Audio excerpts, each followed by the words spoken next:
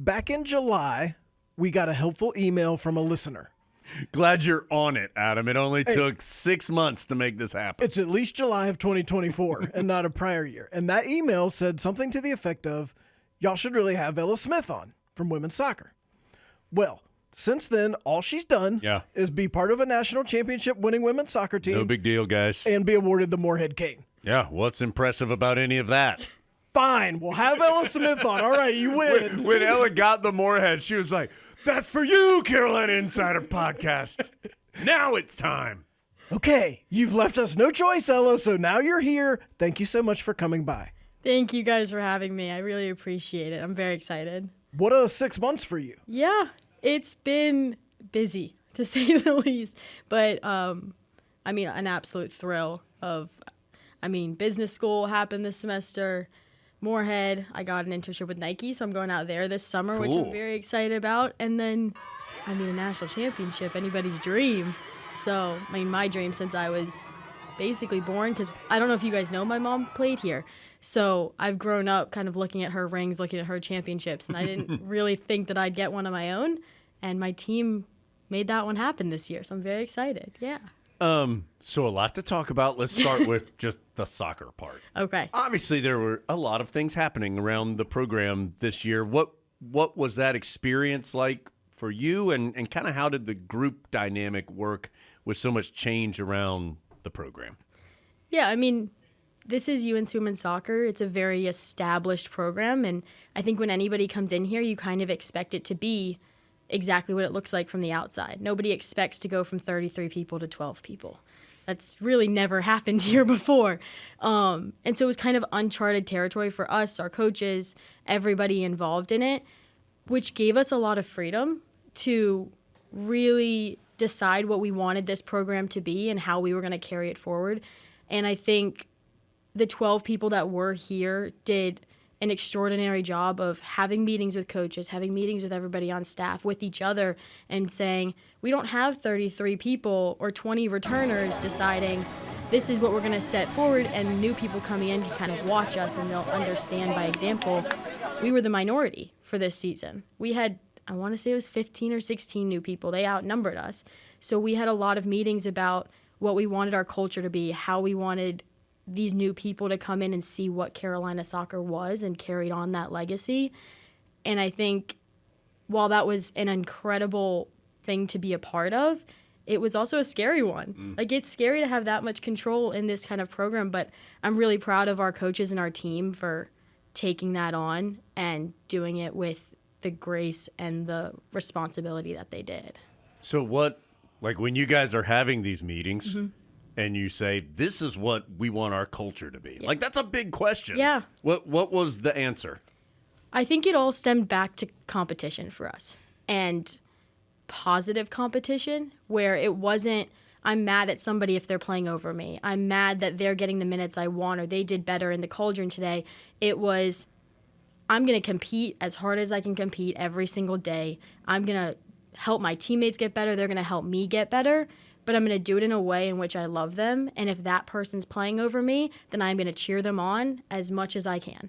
And I'm going to wish them the best. And I'm going to watch them for the first half and help them at halftime do better and give them tips. And I think that kind of positive competition that we were striving for helped us leave any disputes on the field, anything that happened on the field, but also know that every single person was in it for each other and for the best of each other. Yeah, I think that was kind of our main focus.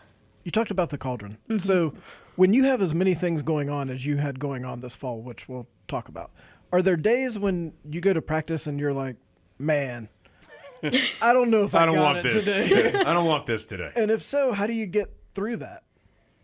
I think the best part of it is, obviously we don't play for the stats, but we're not involved in it in a weird way. We have analytics people who are keeping those stats for us, but we're not aware of how many passes we complete, how many shots we make. We hit 50 shots at practice. You can't keep track of that in your head. And so I think it helps us just go and compete. You can kind of tune it out sometimes and just say, if I'm having a day where I don't want to think about my stats or anything like that, I'm just going to go work hard and I'm going to compete. And if you fail that day, you fail that day, and that's okay. You have 5 months of practices. One day is not going to tank you down in the cauldron, and one great day is not going to bring you to number one. So you kind of just have to tune it out and just say, I've been playing soccer my whole life. I can do it for another day. What made this team work? We've spoken to a couple players throughout the season. We've had Coach Nahas in here a few times as well. But, I mean, first-year head coach, all this turnover. Like, this is Carolina women's soccer, as you referenced, has a long and storied history, but this is a unique chapter in that story. Why did this work? I think, and I don't want to speak on behalf of all my teammates, it probably worked differently for each of them. I think a lot of it came down to there was not a single person on our roster who played for themselves.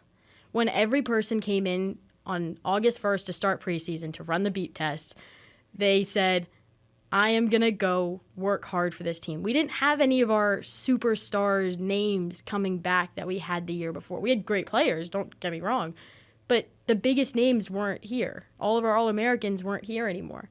It was everybody coming back and saying, this isn't a season for me. This is a season for us. And when 27 people are bought into that idea, it's an incredible thing that can happen.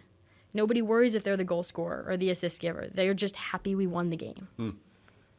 That's nice to say it's about us, not about me. But have you thought about the fact that your ring's going to be a lot bigger than your mom's?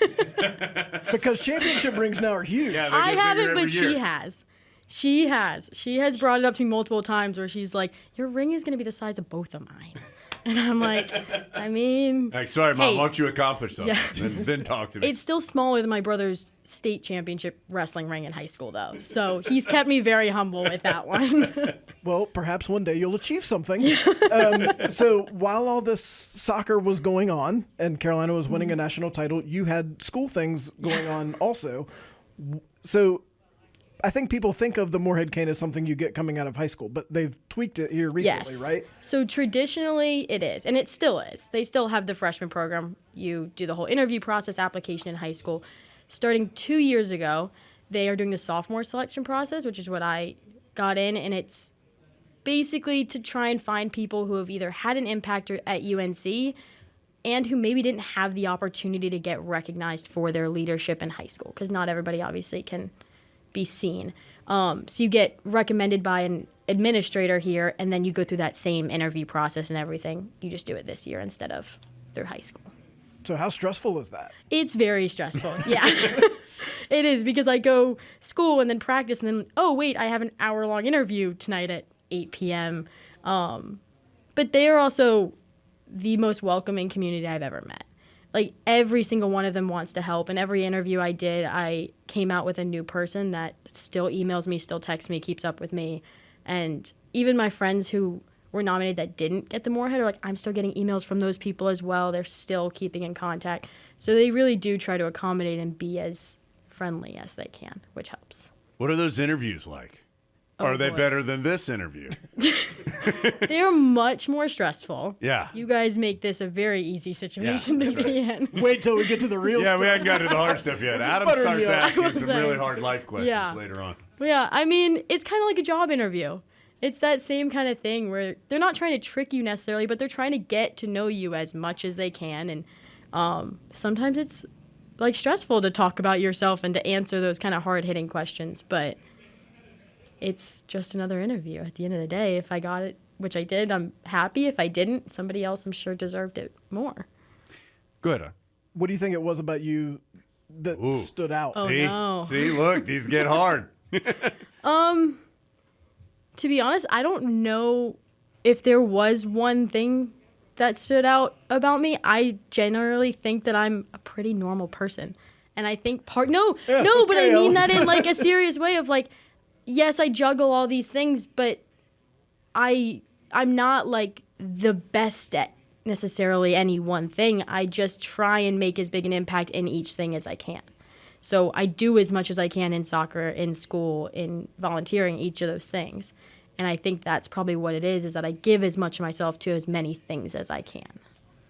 So I get like what a scholarship means, but what else happens when you get this? Like, is there Yeah. like a party? Do you go into a secret There society? is. Like, There what is a party. happens? So we got a party right after it Nice. happened, but Yeah, it does. A lot of people know the Moorhead is kind of just the scholarship. It's actually a whole like organization, foundation. So you get global experiences. So you get to go overseas and do internships or semesters abroad that they help you organize.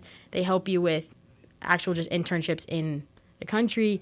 You get to do an outdoor leadership program, which so you and your class, so me and the 15 other people in my class will go this spring break. I'm going to Maine. Some of them are going to the Everglades. And you do like an outward bound kind of. And you get to be with your cohort for 8 days and just bond and kind of trek through the woods. We're canoeing and like pitching our tents and doing the whole thing. So a lot of those kind of opportunities, but also just the network that you get involved in and get to be connected to this incredible group of people it's pretty extraordinary. Okay, I'm not going to lie. Oh, no. All of that sounds exhausting to me. It is. Like just hearing you talk about it. Like, oh, Yeah. I got to go to Japan for an internship? Okay. Like, where do you find the juice for all this? I like being busy. I always have. I went to a high school where I took 7 classes a day, went to practice, did homework, just kind of in me.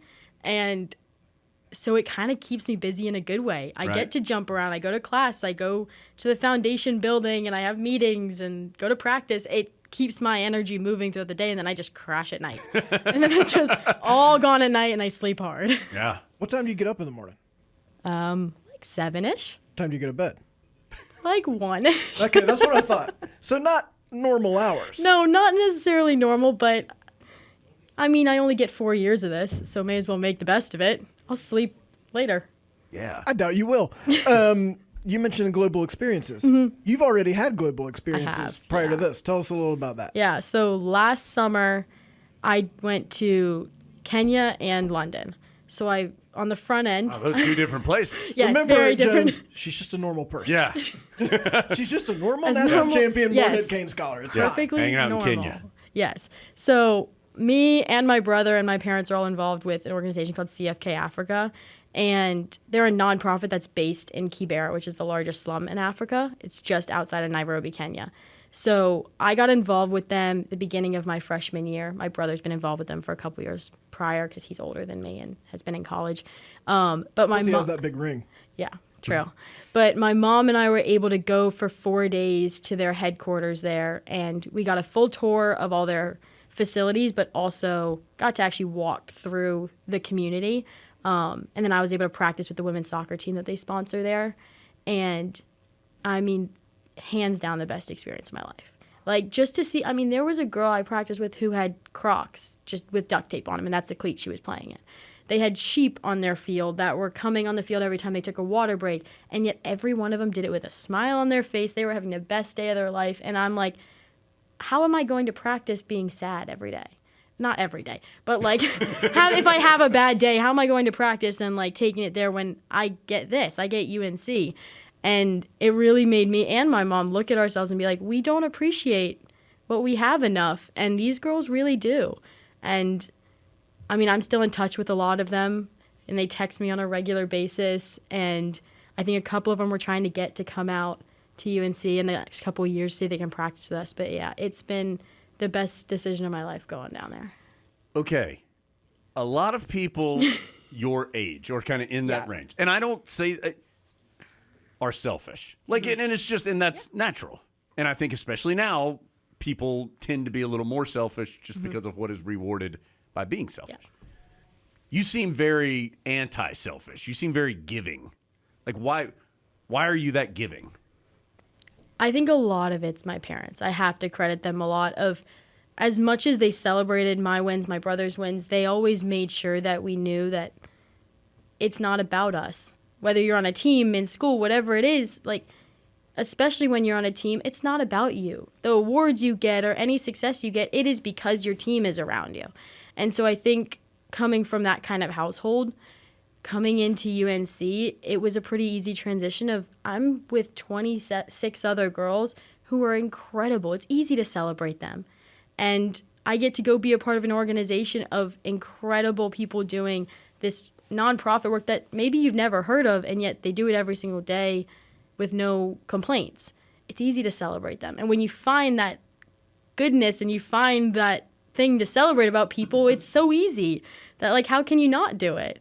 You just have to be willing to look at them and not you. When you're having one of those bad days, I don't think Ella ever has a bad day, Adam. That's what I've. at some point it happens. She I just doesn't do. tell anybody. What do you see in your mind of your experience in Africa that kind of reminds you, hey, you know what? I still get to do this. A lot of it's, I mean, I got to walk through the streets of Kibera, and you see pictures of it, and you make assumptions about an informal settlement, and you think that it's a community with no culture, a community with just stricken by extreme poverty, every single day just struggling to get by. But when you walk through it, it is a vibrant, alive community, almost more than it is here. Right now, we walk with cell phones down the street and we don't talk to anybody, or you give a half smile and that's it, to somebody you may have known for 15 years. I mean, I walk down that street and everything is colorful and people are talking and they're saying hi to me, somebody they've never met or seen or probably won't ever see again. And they'll come up and have a conversation. And I remember walking through feeling very nervous at first because I was in an unknown space. And within 5 minutes, I was more comfortable than I am here half the time. And so when I'm having those bad days and I'm down because a test went bad or just something's not going my way, I'm like, if they can be as bright and happy and positive as they are with their conditions, there's no reason I get to be sad with what I'm privileged to live with. So what do you like? Ultimately, what do you want to do other than like running the country or something like that? I don't want to do that. So I can cross that off the list. Ella, we've But- appealed to several people recently that we need some people to do that. And so if you'd like to, Yeah. Jones and I will support you. Yeah. Thank We've got you. a couple other people we can put you in touch with who've been on the pod recently. We've got a great group put Yep. together here. We're Sounds ready. great. I'll reach out soon. To be honest, I don't know. I kind of focused so much on soccer in high school that I didn't think about anything else. So I'm kind of going blind through it. I'm just trying as many things as I can. That's part of why I'm doing the Nike internship this summer, because I want to be in the sports world. It's the world that I know better than anything. But it's a marketing kind of membership internship program that they have that's going to let me explore a lot of different aspects of the sport world. So I'm hoping to maybe get some clarity there, but I'm kind of just letting myself enjoy it and figure it out as I go right now. Don't have a life plan. My bad. What do you Sorry. like? Okay, I don't feel like you have a lot of free time. But if you did have free time, what would you do with it? Oh. Like, what do you like to do? I mean, my friends and I are going to yoga tonight, so there's that. There you go. That's the free time we have. A lot of it is just honestly spending time with my friends. We're tired at the end of the day. We don't want to go do things most of the time, so we Sure. kind of just, I'll read or we'll hang out at somebody's apartment and play games. My friend and I are doing a puzzle right now. That's kind of our life. We're not Easy, doing Ella. some- Let's I not get know, too. This is a keeping PG it show. crazy. It's not too crazy over here. Yeah, she bought a puzzle of the Dean Dome, and so we're gonna do it and then like glue the whole back of it. And she's gonna put it up in her apartment. It's my activity for tomorrow night. Is it an inside shot or an outside shot of this? It's an outside shot. Nice, a Yeah. beauty shot. Of Yep, a nice little portrait. If we asked your friends, like, what's a misperception about Ella? Oh, What would they say? oh, oh. That's a good question.